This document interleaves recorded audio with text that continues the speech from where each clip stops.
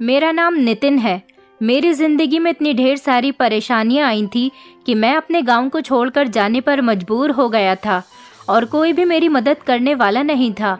मेरी फैमिली में मेरी एक 16 साल की बेटी और एक 8 साल की छोटी बेटी थी और पत्नी थी। भगवान ने मुझे कोई बेटा भी नहीं दिया था जो आगे चलकर मेरा सहारा बनता, लेकिन मैं अपनी बेटियों के साथ भी बहुत खुश था। मेरी बेटियां बहुत खूबसूरत थीं और मैं उनसे बहुत प्यार करता था। मैं चाहता था कि अपनी बेटियों को दुनिया की हर खुशी दूं, लेकिन मैं मजबूर था क्योंकि मेरे आगे इतनी सारी मजबूरियां आ गई थी जिनके कारण मैं अपनी बेटियों की ख्वाहिशों को पूरा नहीं कर पा रहा था। फिर मुझे एक बंगले में काम करने के लिए जाना पड़ा था। मैं जिस बंगले पर काम करने के लिए आया था, वहाँ के एक पुराने नौकर ने मुझे जाते हुए बड़ी अजीब सी बात बताई थी। वो नौकर बहुत ही डरा हुआ और घबराया हुआ लग रहा था और उसने नौकरी खुद ही छोड़ी थी और जाते जाते वो मुझसे भी यही कहने लगा कि तुम्हारे लिए यही बेहतर होगा कि तुम इस जगह पर नौकरी ना करो। वो मुझसे और भी बातें कर रहा था, लेकिन मैंने उसकी कोई बात नहीं सुनी। इसका मतलब था कि मैं इस जगह से नौकरी छोड़कर चला जाऊं, लेकिन मैं ऐसा नहीं कर सकता था।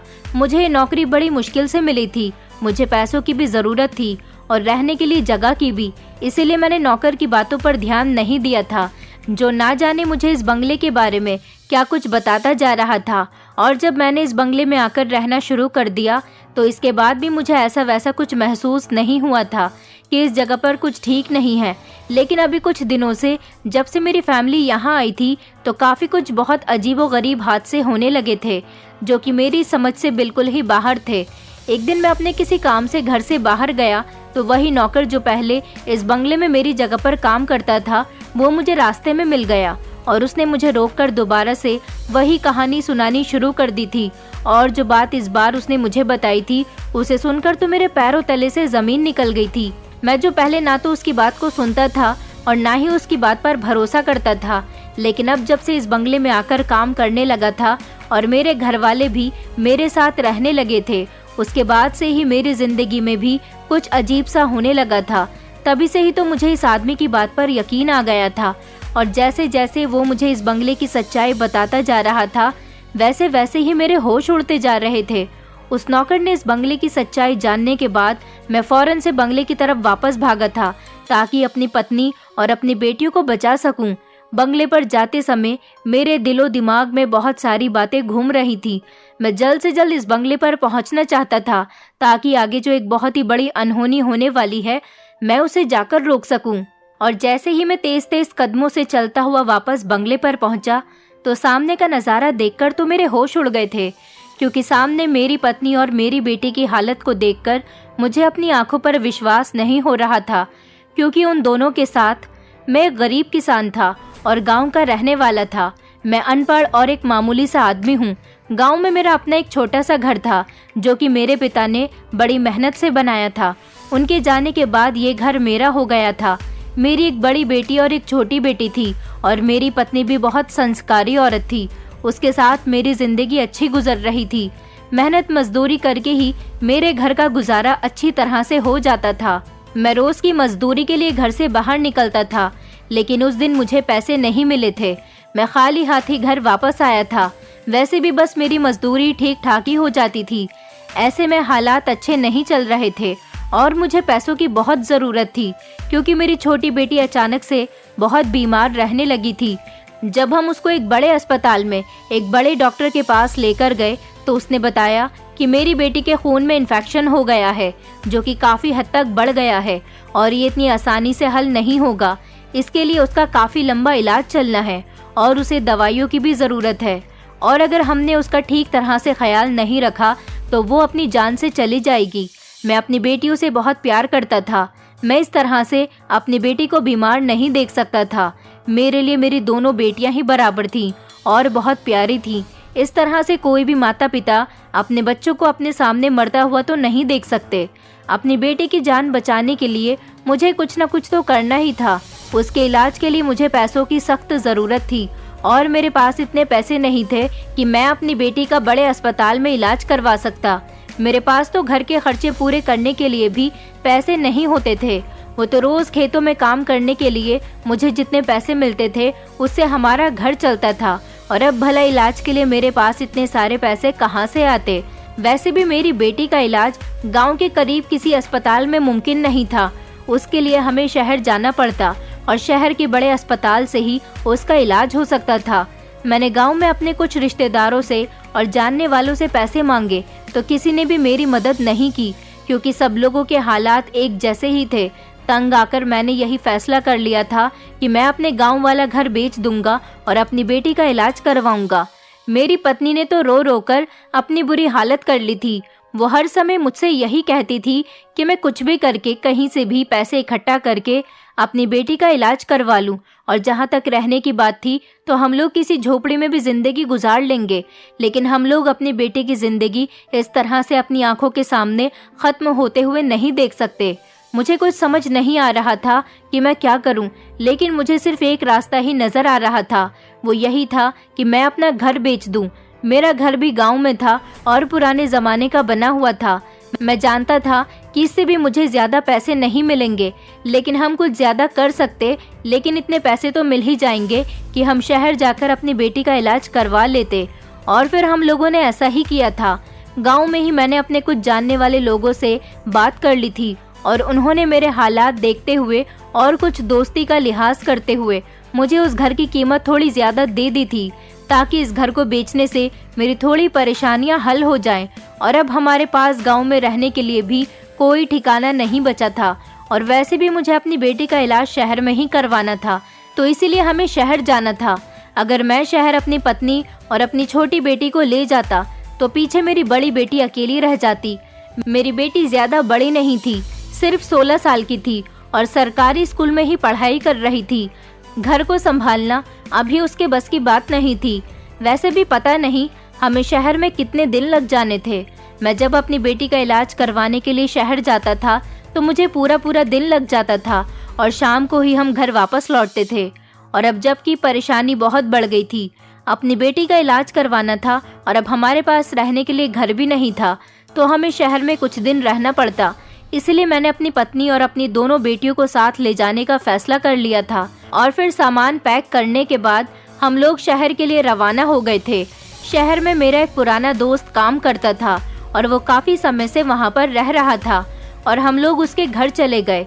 मैंने सोचा था कि मैं शहर जाते ही सबसे पहले अपने लिए कोई काम तलाश करूँगा, उसके बाद अपने घर वालों के लिए कोई रहने की जगह भी ढूंढ लूँगा। मेरी बेटी का इलाज शहर के बड़े अस्पताल में शुरू हो चुका था, जबकि मैं काम की तलाश में था। जब मेरे दोस्त ने मुझे एडवाइस दी कि क्यों ना मैं यहाँ शहर में किसी बड़े बंगले पर नौकरी करने पर लग जाऊं, इस तरह से मुझे ये फायदा होगा कि बंगले वाले मुझे रहने के लिए एक छोटा सा घर दे देंगे और वहाँ पर मैं अपनी पत्नी और अपनी बेटियों को भी लेकर जा सकता हूँ और उनके साथ वहाँ रह भी सकता हूँ। अगर मैं यहाँ शहर में मेहनत मजदूरी या कोई छोटा मोटा काम करूँगा तो फिर मेरे लिए यहाँ पर रहना बहुत मुश्किल हो जाएगा, क्योंकि उन पैसों से हम लोग सिर्फ अपने खाने पीने के ही खर्चे पूरे कर पाएंगे, या फिर यहाँ रहते हुए हम किसी घर का किराया दिया करेंगे। इसी तरह से मेरे सारे पैसे तो इसी काम में लग जाएंगे। इसलिए मुझे कोई ऐसे ही काम की तलाश करनी चाहिए जहाँ पर मुझे काम भी मिल जाए और रहने की जगह भी मिल जाए। मुझे अपने दोस्त की बात बिल्कुल ठीक लगी थी। मैं तो यहाँ पर ज्यादा लोगों को जानता भी नहीं था। मैंने अपने दोस्त से मदद मांगी तो उसने मुझसे कहा कि मैं तुम्हारे लिए कोई ना कोई मदद जरूर करूँगा। कुछ ही दिन गुजरे थे जब उसने मुझे खुशी की खबर सुनाई। उसने मुझे बताया कि एक जगह पर मेरे काम का बंदोबस्त हो गया है। वो बहुत बड़ा बंगला है। बंगले का मालिक शहर का बहुत बड़ा बिजनेसमैन है। मुझे वहाँ पर रहकर सिर्फ बंगले की चौकीदारी करनी है। वो मुझे रहने के लिए क्वार्टर भी देंगे जहाँ पर मैं अपनी फैमिली को भी रख सकता हूँ। और वैसे भी बंगले में ज्यादा लोग नहीं हैं, मालिक और सिर्फ उसकी बूढ़ी माँ होती है। इन दोनों के अलावा इस घर में और कोई नहीं रहता, तो वहाँ पर हम लोग आराम से और सुकून से रह सकते हैं। मैंने तो इस काम के बारे में सुनते ही फौरन से अपने दोस्त से हाँ कर दी थी, क्योंकि काम भी ज्यादा मुश्किल नहीं था।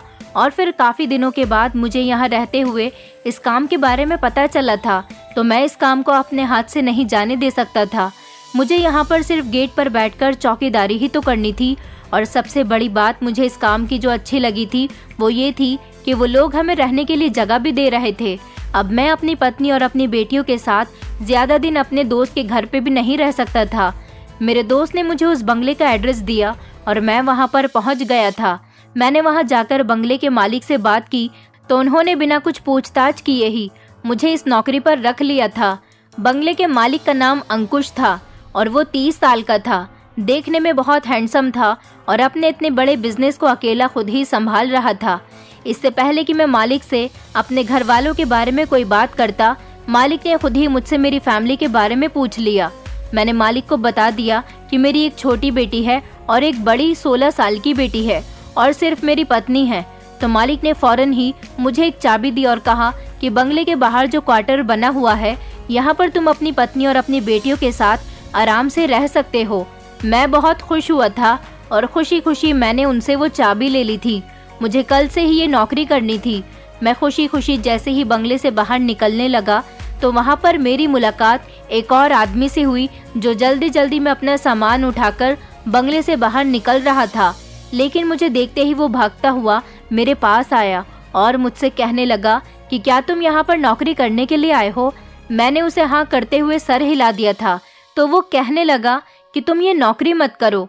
जब उस आदमी ने मुझसे कहा कि तुमसे पहले मैं यहाँ पर नौकरी करता था लेकिन मैंने ये नौकरी छोड़ दी है।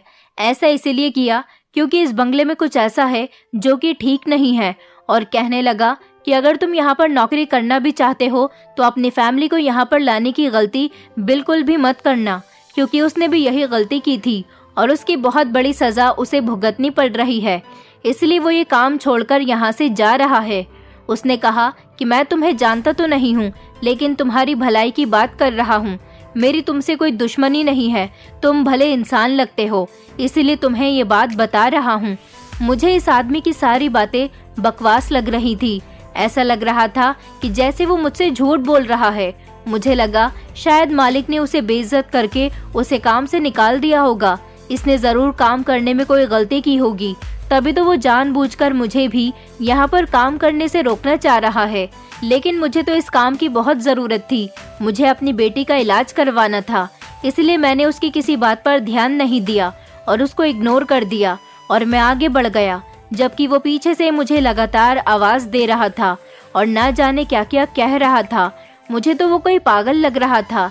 बार बार यही कह रहा था कि तुम बहुत बड़ी गलती कर रहे हो। अभी अगर तुमने मेरी बात मान ली तो तुम फायदे में रहोगे और अगर नहीं मानी तो तुम्हें बहुत बड़ा नुकसान उठाना पड़ेगा। उसके बाद मुझे खुद ब खुद उसकी सारी बातें समझ आ जाएंगी। वो और भी बहुत सारी बातें कह रहा था मगर मैंने उसकी बातों पर कोई ध्यान नहीं दिया और खामोशी से अपने घर वापस आ गया। मैं बहुत खुश था। मैं अपना मूड खराब नहीं करना चाहता था। जब मैंने घर आकर ये खुशी अपनी पत्नी और अपने बच्चों को सुनाई तो वो भी बहुत खुश हो गई थी। लेकिन घर आकर भी मुझे किसी टाइम उस आदमी की बात याद आ गई थी, मगर मैंने यही सोचा कि शायद वो आदमी झूठ बोल रहा होगा। ऐसा भी इस बंगले में क्या हो सकता है? इस बंगले में सिर्फ 2 ही तो लोग रहते थे, मालिक और उसकी माँ। इनके अलावा तो और कोई भी नहीं था और वो भी अपने काम से काम रखते थे। मैंने अपनी पत्नी को सामान पैक करने के लिए कह दिया था क्योंकि मेरा यही इरादा था कि मैं कल जब वहाँ पर काम के लिए जाऊँगा तो अपनी पत्नी और दोनों बेटियों को भी अपने साथ ही ले जाऊँगा। अगले ही दिन मैंने बंगले पर चौकीदारी का काम संभाल लिया था और वहाँ के सर्वेंट क्वार्टर की चाबी मुझे मिल चुकी थी। मैंने अपनी पत्नी को ले जाकर थोड़ी बहुत वहाँ पर सफाई कर ली थी और धीरे धीरे हमने सारा सामान क्वार्टर में सेट कर लिया। मेरी बेटियाँ यहाँ पर आकर बहुत खुश थीं, पर अब मैं भी बेफिक्र था कि हमें रहने के लिए एक अच्छी जगह मिल गई थी। अस्पताल भी यहाँ से करीब ही था। मेरी बेटी का इलाज भी अच्छी तरह से चल रहा था, पर अब वो पहले से काफ़ी बेहतर भी थी। हम दोनों पति पत्नी काफ़ी खुश और बेफिक्र भी थे क्योंकि मैं यहाँ पर रहते हुए बंगले की चौकीदारी भी कर रहा था और मुझे अपनी फैमिली की भी कोई फिक्र नहीं थी। मेरी पत्नी भी बंगले के अंदर बड़ी मालकिन के बुलाने पर चली जाती थी और बड़ी मालकिन के छोटे मोटे काम कर दिया करती थी। बड़ी मालकिन खुश होकर कभी उसे पहनने के लिए कपड़े दे देती या फिर कभी बचा हुआ खाना दे देती थी या कभी थोड़े बहुत पैसे भी दे दिया करती थी। इससे हमें और भी फ़ायदा होता था कि हमारे दूसरे खर्चे भी उधर से पूरे हो रहे थे। मेरी पत्नी हमेशा मुझे बड़ी मालकिन के बारे में बताया करती थी कि बड़ी मालकिन बहुत अच्छी और ईमानदार औरत है और नौकरों की बहुत इज्जत करती हैं। मेरी पत्नी तो बड़ी मालकिन से बहुत इम्प्रेस हुई थी। मालिक उनके इकलौते ही बेटे थे। उसके बाद उनकी कोई औलाद नहीं हुई थी और उनके पति काफ़ी सालों पहले इस दुनिया को छोड़कर जा चुके थे। मेरी पत्नी को लगा था कि बड़े घरों में जो रहने वाली औरतें होती हैं वो बहुत ही मॉडर्न टाइप की और घमंडी औरतें होती हैं और किसी को कुछ समझती भी नहीं है। जबकि बड़ी मालकिन से मिलने के बाद मेरी पत्नी के दिल से ये ख्याल पूरी तरह से निकल गया था। वो हर टाइम बड़ी मालकिन की तारीफ करती रहती थी कि बड़ी मालकिन बहुत अच्छी औरत हैं, नौकरों के साथ बहुत अच्छे तरीके से बिहेव करती हैं, उनकी तरह उनका दिल भी बहुत बड़ा है। जबकि मेरी पत्नी मालिक की ज़्यादा तारीफ नहीं करती थी, उनके बारे में उसके ख्याल कुछ ठीक नहीं थे। वो यही कहती थी कि जब वो बड़ी मालकिन के बुलाने पर बंगले में जाती है और अगर छोटे मालिक वहाँ पर मौजूद होते हैं तो वो मेरी पत्नी को अजीब सी नज़रों से देखते हैं और मेरी पत्नी को उनका देखना बिल्कुल भी पसंद नहीं आता। इसीलिए वो उसकी गैर मौजूदगी में ही वहाँ पर जाती है, क्योंकि मेरी पत्नी को उसकी नज़र बिल्कुल भी पसंद नहीं थी। और जैसे ही छोटे मालिक बंगले में आ जाते थे तो बड़ी मालकिन खुद ही मेरी पत्नी को वापस भेज देती थी।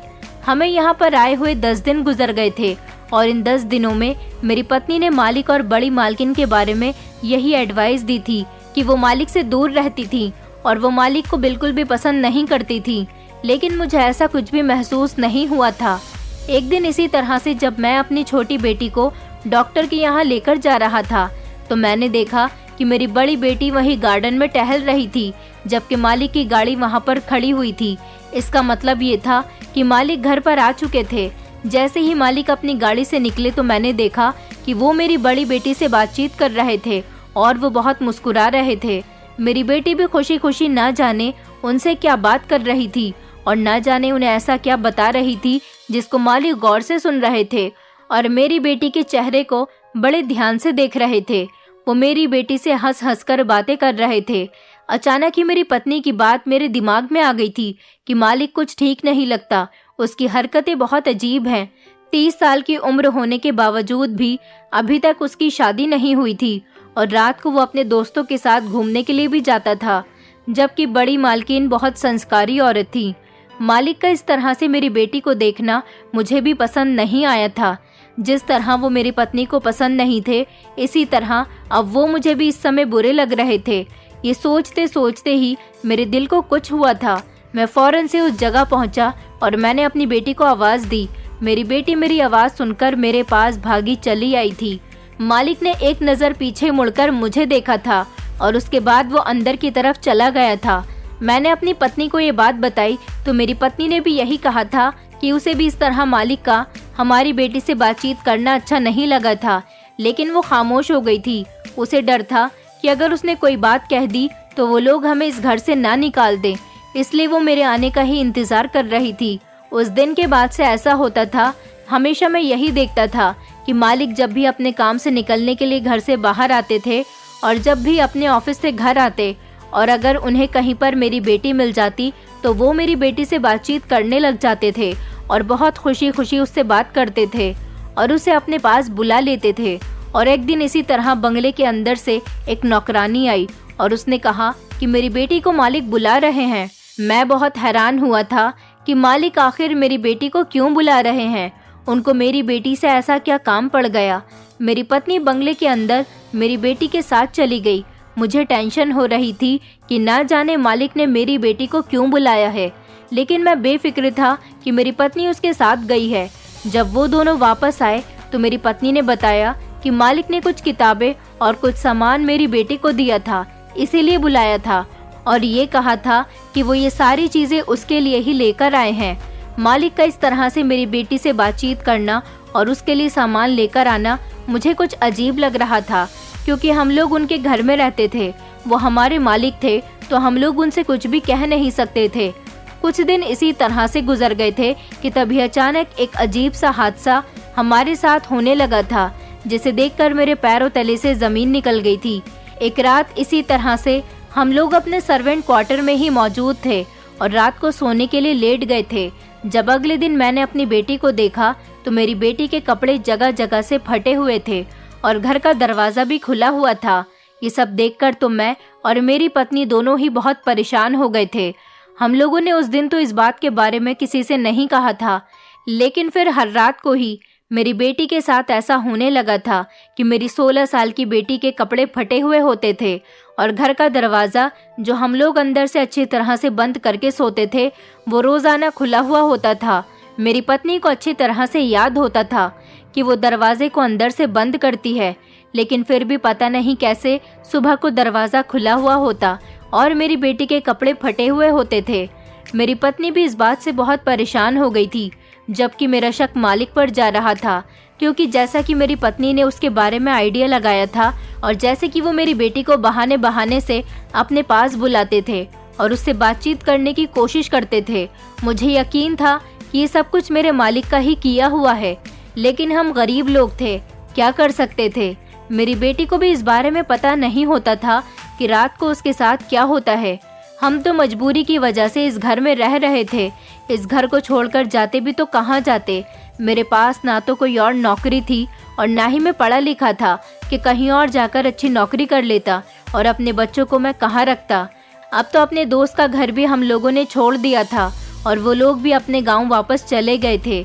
तो ऐसे में अगर मैं मालिक से इस बारे में कोई भी सवाल करता तो ज़रूर वो हमें इस घर से निकाल देते, और यहाँ से निकलने के बाद हम लोग कहाँ जाते।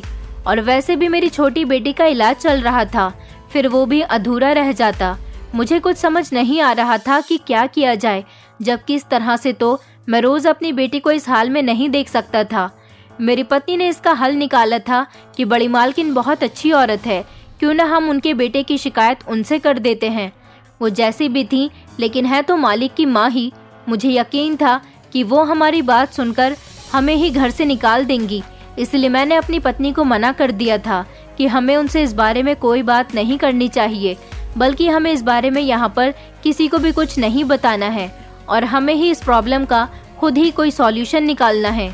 जब ये सब कुछ इस बंगले में हमारे साथ रोज होने लगा तो इस टाइम मुझे उस आदमी की बात याद आई जो यहाँ पर पहले नौकरी करता था और ये नौकरी छोड़कर चला गया था। मैंने उस टाइम तो उसकी बातों को बकवास समझकर इग्नोर कर दिया था। मुझे उसकी बातें याद आ रही थी। मैं समझ गया था कि वो ज़रूर मुझे यही बात बताना चाहता था, इसलिए वो मुझे नौकरी करने से रोक रहा था और उसके साथ साथ इस बात से भी रोक रहा था कि मैं अपनी फैमिली को यहाँ पर लाने की गलती बिल्कुल भी ना करूँ। मगर मैंने उस समय उसकी कोई बात नहीं सुनी। अगर मैं उस समय उसकी बात सुन लेता तो शायद ऐसा ना होता, मगर जो होना था अब तो वो हो चुका था। कोई भी इसे बदल नहीं सकता था, लेकिन हम इतना ज़रूर कर सकते थे कि आगे इस हादसे को होने से रोक सकते थे। इसलिए मैंने अपनी पत्नी से बात की और उससे कहा कि मैं सारा दिन अपने काम की वजह से थका हुआ होता हूँ और रात में मुझे कुछ होश नहीं रहता। इसलिए मैंने अपनी पत्नी को इस काम पर लगा दिया था कि वो रात को जागेगी और दरवाजे पर पहरा देगी और रात को जागकर हमारी बेटी का ख्याल रखेगी ताकि उसे कोई नुकसान न पहुंचा सके। और इससे ये भी पता चल जाएगा कि वो कौन है जो हमारे सोने के बाद हमारे क्वार्टर में घुस आता है और ये सब कुछ करता है। क्योंकि सच जानने का एक यही रास्ता था कि यहाँ पर जितने भी दूसरे नौकर थे वो काम करके अपने घरों को चले जाते थे और किसी के पास भी क्वार्टर की चाबी नहीं होती थी। ज़रूर क्वार्टर की चाबियाँ मालिकों के पास ही होंगी और इसीलिए मालिक के अलावा और कोई दूसरा इंसान ये काम कर भी नहीं सकता था। मैं क्योंकि नाइट ड्यूटी करता था और रात के समय गेट के पास मौजूद भी होता और कभी गेट के साथ बने हुए छोटे से ऑफिस में मौजूद होता था, इसलिए मैं ये जान नहीं पाया था कि मेरी बेटी के साथ ये सब कुछ कौन करता है। और मैं रात को अपनी बेटी को छोड़कर अपने क्वार्टर में भी ये पता नहीं लगवा सकता था। इसलिए मैंने अपनी पत्नी को ये काम सौंप दिया था कि उसे रात को जागना है और पहरा देना है। मेरी पत्नी भी ये बात सुनकर फौरन मान गई थी। उस रात में अपनी पत्नी को जगाने का कहकर अपनी ड्यूटी पर आ गया था और जैसे ही अगली सुबह हुई और मैंने अपनी पत्नी को देखा तो मेरे होश उड़ गए थे, क्योंकि मेरी पत्नी तो मेरी बेटी के साथ ही लेटी हुई गहरी नींद में सो रही थी। और आज तो मेरी पत्नी की हालत भी मेरी बेटी के जैसी ही थी। उसके भी कपड़े जगह जगह से फटे हुए थे और बाल बिखरे हुए थे, जबकि मैंने तो उसे रात को पहरा देने के लिए कहा था। मैंने उसे झंझोड़ कर जगाया और उसके बाद मेरी पत्नी अपनी हालत देखकर बहुत परेशान हुई थी। जब मैंने उससे पूछा तो वो कहने लगी कि रात खाना खाने के बाद उसे बहुत नींद आने लगी थी और उसे पता ही नहीं चला कि कब उसकी आंख लग गई। उसने जागने की बहुत कोशिश की थी, लेकिन वो जाग नहीं पाई थी। जब मैंने अपनी पत्नी से पूछा कि तुम लोगों ने रात क्या खाया था, तो उसने बताया कि बंगले से बचा हुआ खाने को लेकर मैं आई थी। सबने वही खाना खाया था। अब मेरा शक यकीन में बदल गया था। जब मैंने बंगले में खाना बनाने वाली नौकरानी से कुछ पूछा तो वो मेरी बात सुनकर अचानक से परेशान हो गई और कहने लगी कि मुझे इस बारे में कुछ नहीं पता। ये कहकर वो नौकरानी फौरन वहाँ से चली गई। अब मेरे पास सिर्फ एक ही ऐसा इंसान था जो मुझे सच्चाई बता सकता था कि आखिर इस घर में क्या हो रहा है, और वो वही आदमी था जो मुझसे पहले यहाँ पर नौकरी करता था। लेकिन अब मैं इस आदमी को कहाँ पर तलाश करता, यही सोचते हुए मैं घर से किसी काम से निकला था, जब रास्ते में अचानक से वो आदमी मुझे दोबारा मिल गया और उसे देखते ही मैं फौरन उसके पास गया और मैंने उसे जाकर अपनी परेशानी के बारे में बताया। वो मुझसे कहने लगा कि ऐसा ही कुछ मेरे साथ भी हुआ था, मेरी बड़ी बेटी के साथ भी हर रात ऐसा ही होता था और इसीलिए उसने वो नौकरी छोड़ दी थी। न जाने इस घर में ऐसी क्या परेशानी थी या फिर इस घर के मालिक ठीक नहीं थे। जो भी था उसने वहाँ पर नौकरी करना छोड़ दिया था क्योंकि वो उन अमीर लोगों का सामना नहीं कर सकता था, इसलिए तो वो मुझे इस जगह पर काम करने के लिए रोक रहा था। लेकिन मैंने उसकी एक न सुनी। फिर उसने मुझे एक ऐसी बात बताई जिसे सुनकर मेरे पैरों तले से ज़मीन निकल गई थी। उसने मुझे बताया था कि उसे भी ऐसा लगता था कि जैसे ये सब कुछ बड़ी मालकिन का बेटा ही करता है। जब उसने नौकरी शुरू की थी तो मालिक ने पहले उससे उसके घर वालों के बारे में पूछा था और जब उसने अपनी बेटी के बारे में बताया तो मालिक ने फौरन से उसे काम पर रख लिया था और अपने घर वालों को भी यहाँ पर लाने के लिए कह दिया था। और ऐसा ही कुछ मालिक ने मेरे साथ भी किया था। ये बात सुनते ही मैं हैरान रह गया था। मतलब कि जो मैं सोच रहा था वो सब सच था। इससे पहले कि मालिक मेरी बेटी को और मेरी पत्नी को कोई और नुकसान पहुंचाते, मुझे उन दोनों को ही उस आदमी से बचाना था। वो इंसान के रूप में एक हैवान था। ये बात सुनते ही मैं फौरन घर की तरफ भागा था कि कहीं मेरी गैर मौजूदगी में कुछ गड़बड़ न हो जाए और मेरे पीछे कुछ भी हो सकता था। जल्दी जल्दी मैं अपने घर की तरफ चला गया था ताकि अपने घर वालों को लेकर फौरन अभी यहाँ से भागकर कहीं दूर चला जाऊं। और जैसे ही मैं घर वापस आया तो सामने का नज़ारा देखकर तो मेरे होश उड़ गए थे, क्योंकि सामने ही मेरी पत्नी और मेरी बेटी दोनों ही बड़ी मालकिन के साथ क्वार्टर में मौजूद थी और मेरी पत्नी ने बड़ी मालकिन को सब कुछ बता दिया था। बड़ी मालकिन ये सुनकर बहुत हैरान और परेशान हुई थी। कहने लगी कि लगता तो मुझे भी कुछ ऐसा ही था, लेकिन क्योंकि मालिक उनका इकलौता बेटा था इसलिए वो इस बात पर यकीन नहीं करती थी। उन्होंने हमें भरोसा दिलाया था कि अगर उनका बेटा गलत है तो वो अपने बेटे को ज़रूर सज़ा दिलवाएंगी और हम लोगों का साथ ज़रूर देंगी। उन्होंने कहा था कि मैं कल ही पुलिस को घर बुलाऊंगी और अपने बेटे को पुलिस के हवाले कर दूंगी। भले ही वो उनका बेटा था, लेकिन वो एक इंसाफ करने वाली औरत थी और कभी भी ये बात उनसे बर्दाश्त नहीं होगी कि उनका बेटा अपने पैसों की वजह से किसी गरीब की ज़िंदगी बर्बाद कर दे या फिर उसकी कमज़ोरी का फ़ायदा उठाए। बड़ी मालकिन हमें तसल्ली देकर जा चुकी थी, जबकि मेरी पत्नी बड़ी मालकिन की तसल्ली से बहुत खुश हो गई थी, क्योंकि बड़ी मालकिन ने यही कहा था कि हमें यहाँ से कहीं जाने की ज़रूरत नहीं है और जहाँ तक उनके बेटे की बात है तो वो अपने बेटे को उसके किए की सज़ा ज़रूर दिलवाकर रहेंगी। बस हमें पुलिस के सामने यही सब कुछ बताना है जो हम लोगों ने उनके सामने बताया था। बड़ी मालकिन ये सारी बातें कहकर चली गई थी और हमें तसल्लियाँ भी दे गई थी, लेकिन ना जाने क्यों मुझे बड़ी मालकिन की बात पर भरोसा नहीं हो रहा था। कोई औरत कितनी भी अच्छी और संस्कारी ही क्यों ना हो, लेकिन वो कभी भी अपने बेटे के खिलाफ नहीं जा सकती, और वैसे भी वो हम जैसे गरीब लोगों की खातिर अपने इकलौते बेटे को जेल भिजवा दे, ऐसा कैसे मुमकिन हो सकता था। और आजकल के ज़माने में तो कोई भी इतना इंसाफ नहीं करता कि किसी गरीब की खातिर अपने ही सगे बेटे को सज़ा दिलवाए।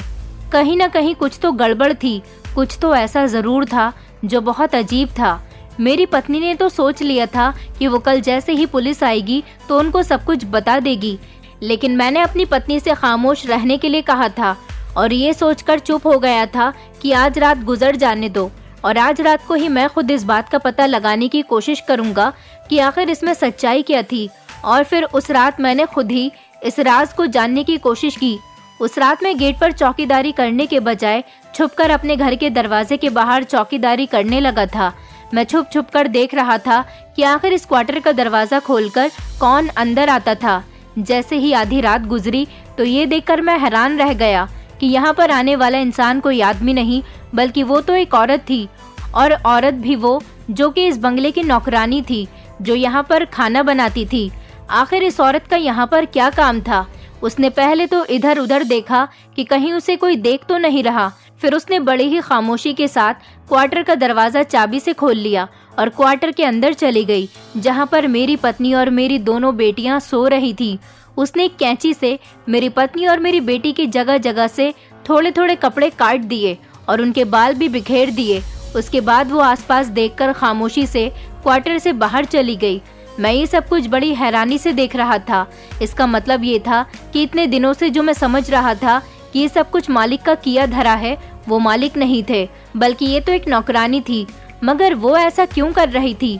फिर वो नौकरानी क्वार्टर से बाहर निकली तो बंगले की तरफ जाने लगी थी। मैं भी खामोशी से उसका पीछा करता गया। जब वो कमरे के अंदर चली गई, मैं उस कमरे के बाहर खड़े होकर देखने की कोशिश कर रहा था कि आखिर अंदर क्या हो रहा है। लेकिन अंदर से जो आवाजें आ रही थी, उन्हें सुनकर तो मेरे होश उड़ गए थे। अंदर से बड़ी मालकिन के बोलने की आवाज आ रही थी। उन्होंने इस औरत को पैसे दिए और कहा था कि वो कुछ दिनों के लिए बंगले में ना आए, क्योंकि उनका काम हो चुका है। अब सुबह होते ही पुलिस आकर उनके बेटे को ले जाएगी और उसके बाद उनका बेटा अपनी बाकी की जिंदगी जेल में गुजारेगा और वो इस प्रॉपर्टी की अकेली हकदार बन जाएंगी। ये घर और सारी प्रॉपर्टी उनकी हो जाएगी और वही इस घर पर राज करेंगी। उसके बाद वो अपनी मर्जी से जिंदगी गुजारेंगी और फिर वो मालिक को जेल भेजने के बाद अपने सगे बच्चों को यहाँ पर लेकर आ जाएगी। उन्होंने तो सिर्फ ये प्रॉपर्टी हासिल करने के लिए ये सब कुछ किया था। दरअसल बड़ी मालकिन मालिक की सगी माँ नहीं थी, वो उनकी सौतेली माँ थी।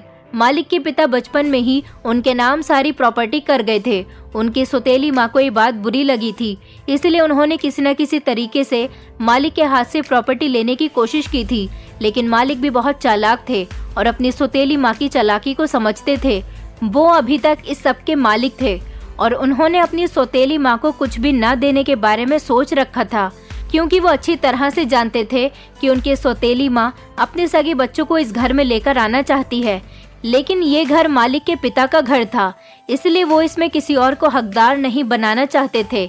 यही वजह थी कि बड़ी मालकिन ने अभी तक मालिक की शादी भी नहीं करवाई थी और अब वो ऐसा करके मालिक पर झूठा इल्जाम लगवाना चाहती थी और उनको फंसाना चाहती थी, ताकि उनके जेल जाने के बाद वो यहाँ पर अपनी हुकूमत चला सके। मुझे सारी कहानी समझ आ गई थी। ये सारा खेल बड़ी मालकिन का रचाया हुआ था। उन्होंने जानबूझकर ऐसी कहानी बनाई कि ताकि सब लोगों का शक मालिक पर ही जाए। इसलिए तो इतनी आसानी से वो हम गरीब लोगों का साथ देने के लिए तैयार हो गई थी। मालिक उनके सगे बेटे नहीं थे, तभी तो वो उनके खिलाफ जा रही थी। अगली सुबह जैसे ही पुलिस आई, इससे पहले कि मेरी पत्नी पुलिस को बड़ी मालकिन की बताई हुई कहानी बताती, मैंने फौरन ही पुलिस को सब कुछ सच सच बता दिया, जबकि मालिक भी सारी बातें सुनकर हैरान हो गए थे। पुलिस ने बड़ी मालकिन को अरेस्ट कर लिया था और उन्होंने भी अपनी गलती को मान लिया था कि वो इस सब को हासिल करने के लिए और मालिक को फंसाने के लिए अपने घर की नौकरानी के साथ मिलकर ये सब कुछ कर रही थी कि सबका शक मालिक पर ही जाए और फिर वो गरीब लोगों की गवाही दिलवाकर अपने बेटे को जेल भिजवा दें और उसका सब कुछ अपने नाम कर लें। मालिक को जब अपनी सौतेली माँ की सारी बातें पता चली तो वो हैरान रह गए थे। उन्हें लगा था कि उनकी सौतेली माँ सुधर गई है। पुलिस बड़ी मालकिन को पकड़कर ले गई थी, लेकिन मालिक ने उन्हें रोकने की बिल्कुल भी कोशिश नहीं की थी, क्योंकि मालिक को उनसे और ज्यादा नफरत होने लगी थी। जबकि बड़ी मालकिन उनसे माफी मांग रही थी, पर मालिक ने उन्हें माफ नहीं किया था। बड़ी मालकिन को पुलिस पकड़कर ले जा चुकी थी। हमने भी अपनी गलती की माफी मालिक से मांगी थी। मालिक ने हमें बताया कि उन्होंने कभी भी मेरी दोनों बेटियों में से किसी को भी गलत नजर से नहीं देखा। वो उन्हें अपने पास बुलाते थे क्योंकि उन्हें बच्चे बहुत पसंद थे। उन्होंने बताया था कि मेरी भी इसी तरह की एक छोटी बहन थी जो कि बचपन में ही किसी बीमारी के कारण मर गई थी। वो उसके साथ भी इसी तरह से प्यार से बातें करते थे। वो मेरी बेटी में अपनी बहन को तलाश करते थे। वो मेरी बेटी को अपनी बहन की तरह समझते थे और इसीलिए वो उसके लिए गिफ्ट लेकर आते थे। वो चाहते थे कि मेरे दोनों ही बेटियां पढ़ लिख कर कामयाब बने। उन्होंने कभी भी मेरी पत्नी को, मेरी बेटी को या फिर यहाँ पर काम करने वाली किसी भी औरत को गलत नजर से नहीं देखा था। ये सब तो सिर्फ उनकी सौतेली माँ का रचाया हुआ खेल था। उनकी हकीकत खुलकर सबके सामने आ गई थी। हमने मालिक से माफी मांगी थी और मालिक ने भी हमें माफ कर दिया था। उन्हें तो खुशी हुई थी कि मैंने सारा सच सबके सामने लाकर रख दिया था। मालिक ने मुझे कहीं भी जाने से इनकार कर दिया था और उन्होंने मेरी अपने बंगले पर परमानेंट नौकरी लगा दी थी। उन्होंने मेरी छोटी बेटी का इलाज भी करवा दिया था और मेरी दोनों बेटियों की पढ़ाई का खर्चा भी वो खुद ही उठा रहे थे। आज हम लोगों की जिंदगी बहुत अच्छी गुजर रही है। मालिक एक बहुत अच्छे इंसान थे। हमें आज भी अफसोस होता है कि हमने अपने देवता जैसे इंसान पर शक किया था।